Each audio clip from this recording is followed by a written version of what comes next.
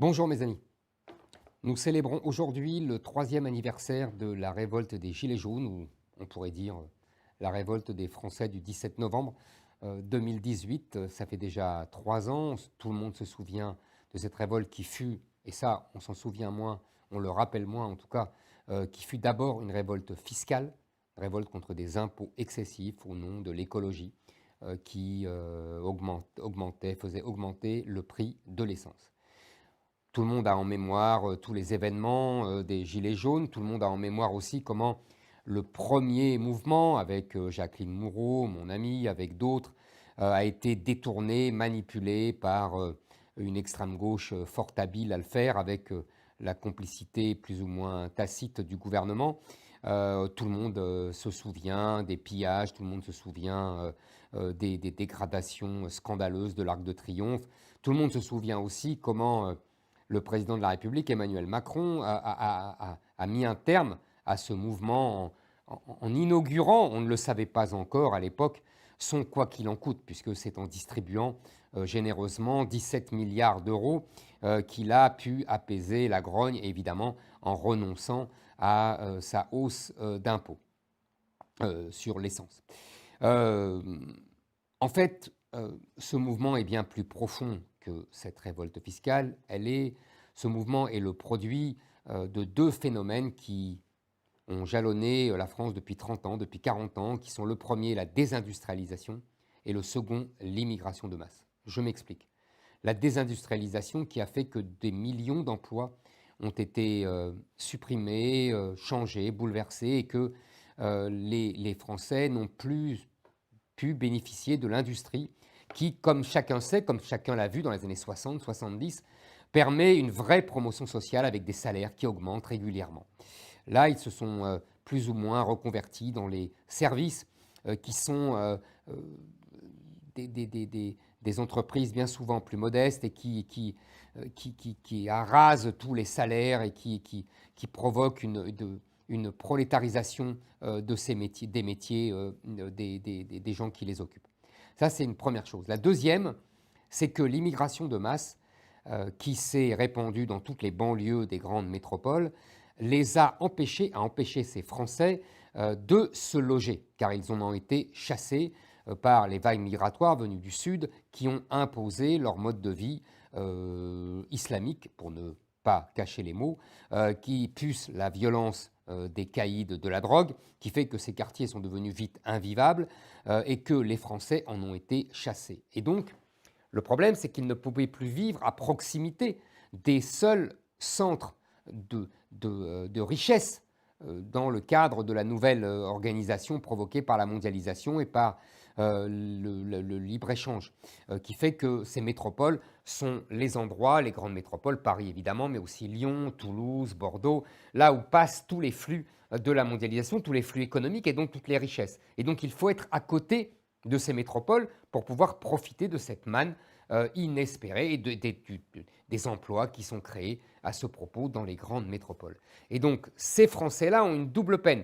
Ils ont perdu leurs emplois habituels où ils pouvaient progresser dans l'industrie par la désindustrialisation et ils n'ont pas pu rester auprès des grandes métropoles à cause de l'immigration de masse et de l'islamisation de tous ces quartiers. Et donc ils sont partis à 50 km, 100 km, essayant d'en profiter pour avoir une petite maison individuelle, pour essayer au moins de faire contre mauvaise fortune bon cœur. Donc ils ont un besoin vital de leur automobile pour aller travailler, pour aller accompagner leurs enfants, pour aller faire leurs courses. C'est pour ça qu'une augmentation de l'essence est aussi importante pour eux. C'est pour ça aussi que les réglementations de vitesse décidées arbitrairement par le gouvernement sur les routes nationales, départementales, sont aussi cruellement ressenties. 10 km/h en moins, ça fait perdre beaucoup de temps pour aller chercher le fils, la fille, la mère, pour aller travailler. C'est un mode de vie. Ces Français-là n'ont pas le mode de vie des gens des métropoles qui peuvent vivre entre les transports en commun, la trottinette, le vélo, que sais-je.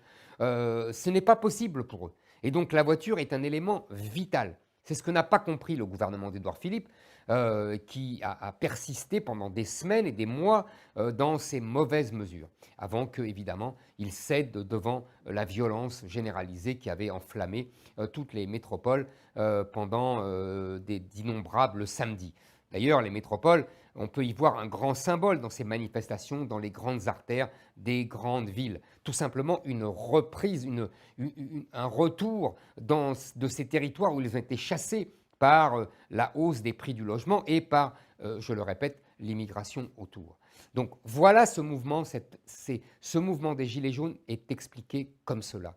Et c'est pour cela que moi j'ai proposé depuis quelques semaines des mesures simples pour justement protéger ces automobilistes qui ont besoin de leur voiture pour vivre, pour tous les actes de la vie les plus essentiels. Et donc j'ai proposé de supprimer le permis à points, qui en vérité ne fait que représenter une espèce d'épée de Damoclès sur la tête de 90% des gens qui conduisent très correctement. Ça ne veut pas dire qu'on ne sanctionne plus les chauffards, ça ne veut pas dire qu'on ne paye plus ses PV, ça ne veut pas dire qu'on ne peut pas même retirer le permis si vraiment il y a un cas grave, mais ça veut dire qu'on cesse de vivre avec cette épée de Damoclès autour de la tête, des points qu'on perd, etc. C'est absolument inadmissible, on infantilise les Français et les pays européens qui n'ont pas ce permis à points n'ont pas plus d'accidents que la France. C'est pour ça aussi que j'ai proposé le rétablissement du 90 km/h sur les routes nationales et départementales, qui est d'ailleurs déjà opéré par un tiers, je crois, des départements. Et puis, il y a un autre problème, qui est que les salaires de toute cette France périphérique, de ces Français qui se sont révoltés, sont trop bas. Alors évidemment, le problème, c'est que les charges sociales payées par les salariés et plus encore payées par les patrons sont tellement importantes que le salaire est bas, mais le coût pour l'entreprise est très élevé. Et donc, on ne peut jamais s'en sortir. Les patrons disent « mais moi, ça me coûte très cher » et les salariés disent « mais moi, je ne reçois rien » et la différence entre mon salaire net et mon salaire brut est énorme. Donc, je crois que c'est là qu'il faut trouver la parade. Et je pense que nous devons non pas réduire le modèle social des Français auquel tous les Français sont attachés, auquel moi je suis attaché, mais prendre par le biais de la solidarité nationale. Vous savez qu'il y a évidemment des mesures d'assurance, assurance sociale, on paye une cotisation sociale pour avoir le droit à l'assurance maladie, à la retraite, etc. Ça, évidemment, il n'est pas question d'en enlever à qui que ce soit. Maintenant, il y a aussi ce qu'on appelle la solidarité nationale, c'est-à-dire les assurances familiales, les allocations familiales, pardon, les allocations logement, le logement social, le minimum vieillesse, le RSA. Je propose que toute cette solidarité nationale soit réservée aux nationaux et qu'elle ne soit plus distribuée comme ça au monde entier, à tous les étrangers, d'où qu'ils viennent, quels qu'ils soient, quoi qu'ils fassent, même qu'ils travaillent ou qu'ils ne travaillent pas. Ça suffit. Nous pouvons ainsi économiser, selon les calculs que j'ai fait faire, 20 milliards d'euros. Et donc, avec ces 20 milliards d'euros, on peut faire beaucoup de choses. Par exemple, on peut diminuer la CSG des salaires les plus faibles, au SMIC ou à 2 000 euros, ce qui permet une réduction massive de la CSG, ce qui permettrait par exemple pour un salarié qui a le SMIC d'avoir 1 350 euros en plus à la fin de l'année. C'est colossal.